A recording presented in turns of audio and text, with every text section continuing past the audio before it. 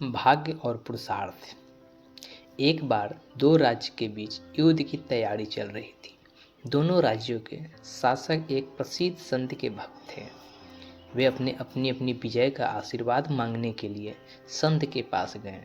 आशीर्वाद देते हुए संत पहले राजा से बोले, तुम्हारी विजय निश्चित है। दूसरे शासक को उन्होंने कहा, तुम्हारी विजय संदिग्ध है। दूसरा शासक संत की यह बात सुनकर चला आया, किंतु उसने हार नहीं मानी और सेनापति से कहा, हमें मेहनत और पुरुषार्थ पर विश्वास करना चाहिए।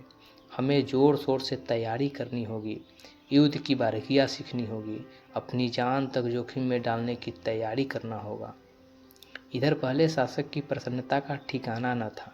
उसने अपनी विजय निश्चित सारा ध्यान अमोद प्रमोद पे नृत्य संगीत में लगा दिया। सैनिक भी सुस्त पड़ गए।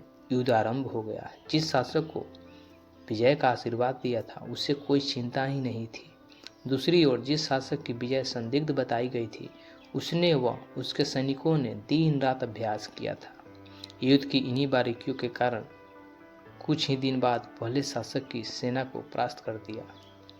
अपनी हार पर पहला शासक बौखलाया और संत के पास जाकर बोला, महाराज, आपकी वाणी में तो कोई दम ही नहीं है।